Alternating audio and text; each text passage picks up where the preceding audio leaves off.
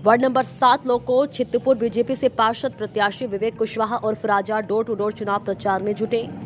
Fourth pillar की team से विवेक कुशवाहा ने बताया कि क्षेत्र में सीवर, सड़क एवं पेयजल की है समस्या। उन्होंने आगे कहा, जीतने के बाद क्षेत्र की समस्या को करूंगा दूर। वही समाज सेवी के रूप में वह क्षेत्र में भी कर रहे हैं कई विकास कार्य। सड़क, सीवर, पेयजल एवं सरकारी योजनाओं को सभी तक पहुंचाने का है लक्ष्य। नमस्कार, मैं सोनाली और आप देख रहे हैं फोर्थ पिलर न्यूज। आपको बता देना कि निकाय चुनाव की जो तारीख है वो आ चुकी है और 4 मई को वाराणसी में भी चुनाव होने वाला है। इस वक्त हमारी टीम फोर्थ पिलर की वार्ड नंबर 7 लोको चित्तपुर में पहुंच चुकी है। आपको बता दें, यहाँ से बीजेपी से प्रत्याशी हमारे साथ विवेक कुशवाहा जी मौजूद है। आइए उनसे बातचीत करते हैं कि किन मुद्दों को लेकर वह इस बार चुनाव में उतर रहे हैं। आइए उनसे जानते हैं। विवेक जी, सबसे पहले हमारे दर्शकों को पूरा परिचय दीजिए। नमस्कार, चित्तपुर की जनता और मेरे भारतवर्ष की जनता को मैं सादर प्रणाम करता हूं। मेरा नाम विवेक कुशवाहा है।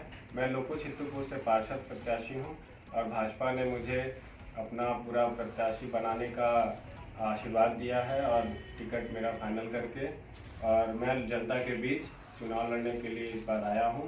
और मैं चाहता हूं कि चित्तपुर की जनता अपना पूरा आशीर्वाद इस बार मोदी जी, योगी जी को देखते हुए हमारे लोको चित्तपुर में भी कमल खिलाने का काम करें। जी, आपसे यह जानना चाहेंगे किन मुद्दों को लेकर इस बार आप चुनाव में उतर रहे हैं। मुद्दा मैम सिर्फ एक ही है, यहाँ पे चित्तपुर में जनता बहुत परेशान है। हमारे यहाँ पानी और सीवेज की प्रॉब्लम से जी। और सड़कों गलियों में कोई काम नहीं होता है, रिसेटिंग का कोई काम नहीं हो पाया हमारे एरिया में।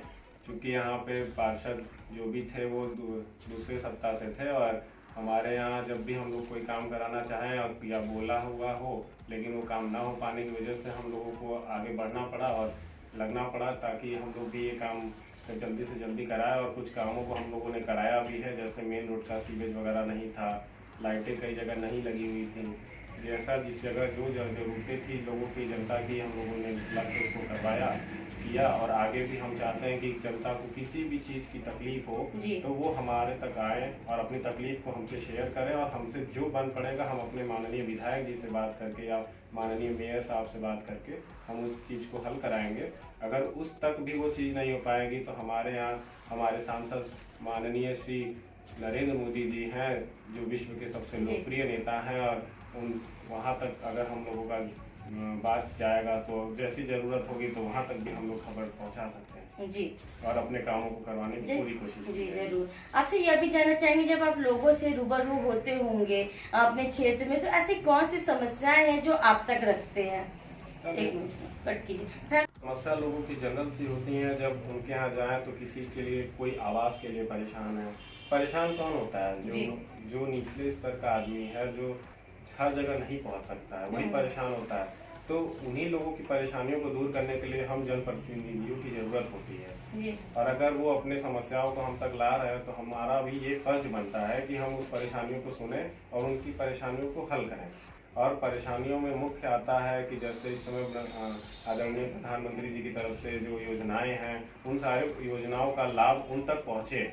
और उस योजनाओं में जैसे आयुष्मान योजना है, आवास योजना है, किसी को राशन चाहिए, तो किसी का कोई काम फंसा हुआ है जैसे डॉक्यूमेंट्स नहीं है कोई, जो सभासद प्रोवाइड कर सकता है। तो इन सारी चीज़ों में जो तकलीफ कठिनाइयाँ लोगों को होती हैं, हम चाहेंगे कि वो सारा चीज़ हम लोग इतने आसानी से मैनेज करें, ताकि ये जो जितने भी आदरणीय मोदी जी की जो भी योजनाएं हैं, सारा लाभ हम जनता तक पहुंचा सकें। इसलिए हमारे देश का और मोदी जी की हम चाहेंगे कि जो भी हो, बाबा के आशीर्वाद से मोदी जी का भी नाम बढ़े और हमारे देश का भी नाम बढ़े। देखिए, जैसे बात किया आपने कि कई केंद्र सरकार की योजनाओं के जो अभी तक लाभ नहीं मिल पा रहा है, आवास योजना हो गया, वृद्धा पेंशन योजनाएं हो गई, क्योंकि कई लोग को ऑनलाइन फॉर्म तक फिलअप करने नहीं आ पा रहा है।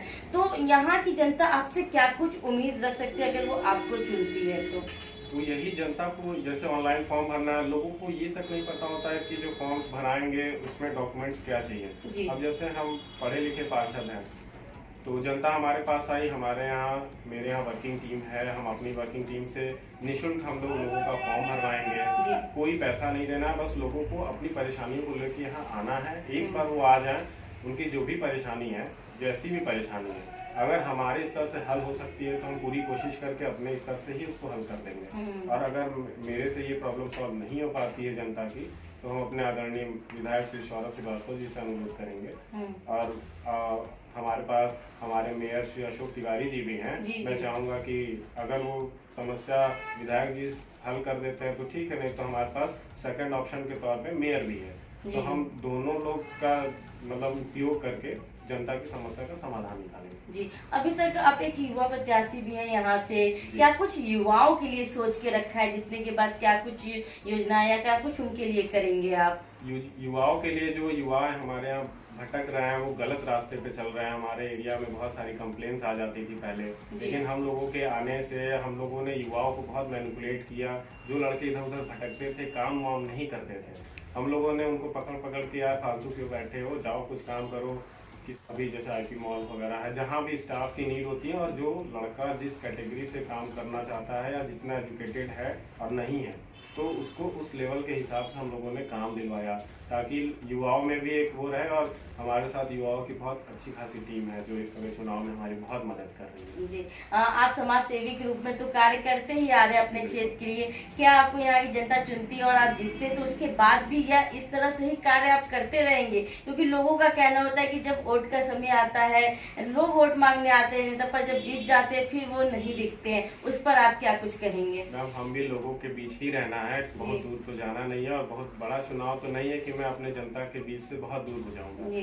क्योंकि मैम, पार्षदी का चुनाव बहुत छोटे लेवल पे ही होता है, तो जाहिर सी बात है वार्ड में 20,000 लोगों की जनसंख्या है, और घूमते फिरते नहीं में तो कम से कम हम लोग रोज पर डे 150 से 200 लोगों से तो मिलना है। और ऐसी कोई बात नहीं है कि अब हम जनता से दूर हो जाएंगे। ये जनता हमको अगर ला रही है, अपने बीच में प्रतिनिधि बना रही है, तो अगर हम उनसे दूर हो जाएंगे तो फिर हमारा आगे का फ्यूचर ऑलरेडी खत्म हो जाएगा। जी, जी। और अगर हमें आगे जाना है तो हमें अपने जनता के बीच में और उनको लेके चलना होगा।